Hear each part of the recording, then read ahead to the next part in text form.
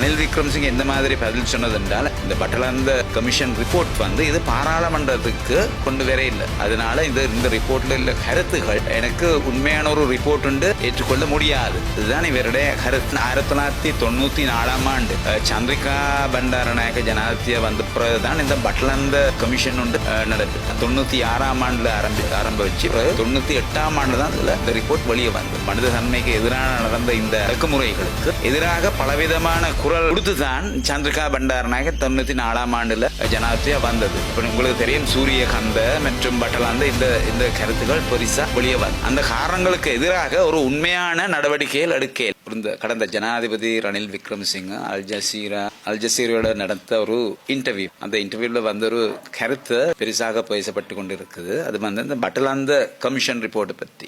இது பற்றி நாங்கள் பலவிதமான கருத்துகள் நாங்கள் மக்கள் மத்தியில் வச்சிருந்தோம். இது 1988, 89, 90 காலகட்டத்தில் இந்த பட்டலாந்த கம்பா மாவட்டத்தில் பட்டலாந்த என்ற கிராமத்தில் நடந்த மனிதாபிமானத்துக்கு எதிராக நடத்த இந்த நெருக்கடியை, டார்ச்சர் கேம்ப்ஸ் இதெல்லாம் நடத்தி கொண்டு வந்த அந்த நிலைமையை தான் இதுல வெளியே வந்து. அப்ப இது பற்றி அல்ஜசீரா கேள்விக்கு ரணில் விக்ரமசிங்க எந்த மாதிரி பதில் சொன்னது என்றால், அவர் சொன்னது இந்த ரிப்போர்ட் பட்டலாந்த கமிஷன் ரிப்போர்ட் இது பாராளுமன்றத்துக்கு கொண்டு வர இல்லை. அதனால இந்த ரிப்போர்ட்ல உள்ள கருத்துகள் எனக்கு உண்மையான ஒரு ரிப்போர்ட் உண்டு ஏற்றுக்கொள்ள முடியாது. இதுதான் இவருடைய கருத்து. இனி இதுல இவருடைய இந்த ஸ்டேட்மெண்டோட பலவிதமான கருத்துக்கள் வெளியே வருது.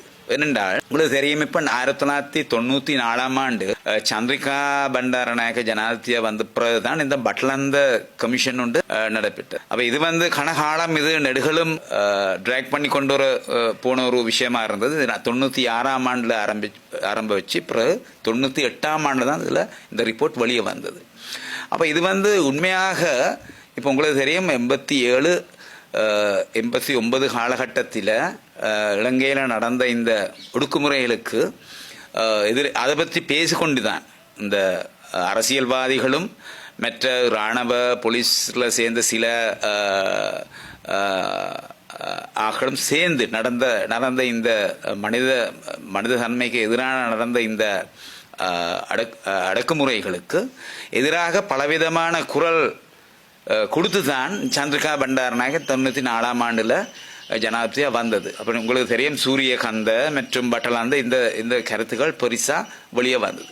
இதே நடந்தது 21 பிற்பாடும் 1971 நடந்த சிறும பண்டாரநாயக்க ஆட்சியும் காலத்தில் நடந்த நடந்த அடக்குமுறைக்கு எதிராக பெரிய கருத்துக்கள் சொல்லித்தான் ஜே.ஆர். ஜவஹர்லால் பிரேமதாசாக்கள் 77 ஆட்சி நடத்தது. அதனாலும் அவங்க அந்த காரணங்களுக்கு எதிராக ஒரு உண்மையான நடவடிக்கைகள் எடுக்க இல்லை. அதே மாதிரி சந்திரிகாம் இதை வச்சு ரணில் விக்ரமசிங்க எந்த மாதிரி அவரை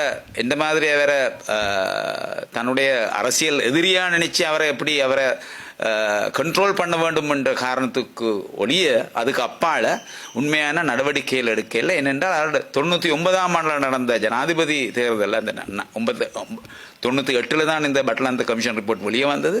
அதுக்கு பிற்பாடு 99 நடந்த ஜனாதிபதி தேர்தல் இது பெருசா வெளியே எடுத்து சந்திரிகா பண்டாரநாயக்க ஜனாதிபதி தேர்தலுக்கு ஒரு வெற்றி எடுத்ததுக்காக ரணில் விக்ரமசிங்க எதிராக இந்த ரிப்போர்ட் பாய்த்து ஒழிய அதுல உள்ளடக்கத்துக்கு எடுத்து அதுக்கு சேர்ந்த ரணில் விக்ரமசிங்கையோ மற்றும் அரசியல்வாதிகளோ மற்றும் டக்ளஸ் பீரிஸ், நளின் தேல்கொட, மெர்கில் குல்ரத்ன, ரஞ்சித் விக்ரமசிங்க பல விதமான பெயர்கள் சொல்லப்பட்டு வருது போலீஸ் அதிகாரிகளை பற்றி.